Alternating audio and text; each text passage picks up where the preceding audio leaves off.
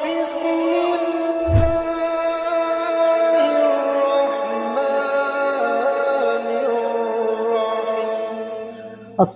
আলাইকুম ওয়া রাহমাতুল্লাহ।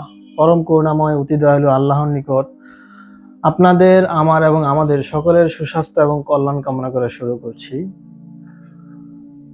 কেন বিশেষ প্রয়োজন ছাড়া ওয়াশরুম, বিশেষ করে যাদের ওয়াশরুম বাহিরে অথবা নির্জন এলাকা অথবা নীরব, যেখানে মানুষের বসবাস খুব কম, অথবা ওয়াশরুম, টয়লেট, নর্দমা, এই সমস্ত জায়গা অতিক্রম করার ক্ষেত্রে সতর্ক থাকা উচিত।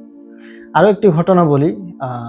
ঘটনাটি হলো এমন যে রাতে 12টার দিকে যখন বাড়ির ছাদে ওয়াশরুম ছিল, সে 12টা বাজে যখন একা একা যায়, তখন সেখান থেকে এই জিন আক্রমণ করে এবং এই লোকটিকে ধরে।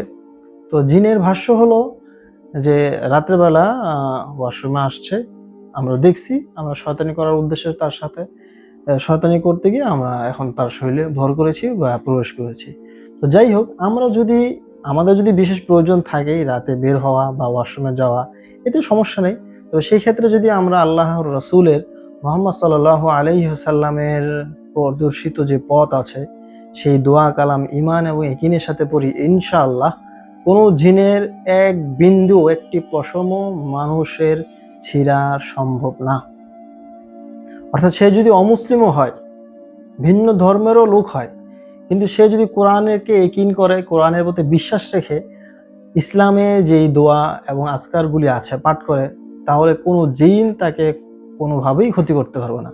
আর আমরা তো মুসলিম, আমরা তো ঈমান এনেছি, এক আল্লাহকে বিশ্বাস করি, মুহাম্মদ সাল্লাল্লাহু আলাইহি ওয়াসাল্লামকে তার প্রেরিত দূত, মেসেঞ্জার, নবী হিসাবে বিশ্বাস করি।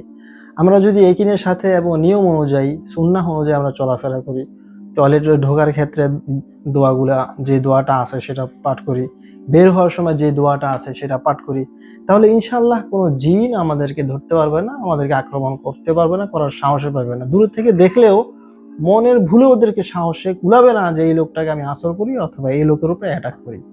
অনুরূপভাবে মাগরিবের আগে হাদিসে স্পষ্ট আছে দরজা জানলাগুলি সব বন্ধ করে দিতে, বাচ্চাদেরকে জড়সড় করে রাখতে, কারণ ওই সময় দিনের একটা পরিবর্তন হয়, দিন শেষে রাত্র আসে, জিন্নাতদের একটা এদিকে সেদিকে মুভমেন্ট থাকে। এর জন্য এই যে হাদিসের বর্ণিত পথগুলি আমরা যদি সেইভাবে চলি, যেভাবে মুহাম্মদ সাল্লাল্লাহু আলাইহি ওয়াসাল্লাম বলেছেন, তাহলে ইনশাআল্লাহ অবশ্যই জিনের সকল আক্রমণ থেকে আমরা শতভাগ নিরাপদ থাকব।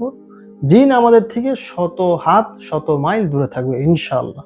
আল্লাহ তাআলা বোঝার তৌফিক দান করুক। আসসালামু আলাইকুম ওয়া রাহমাতুল্লাহ।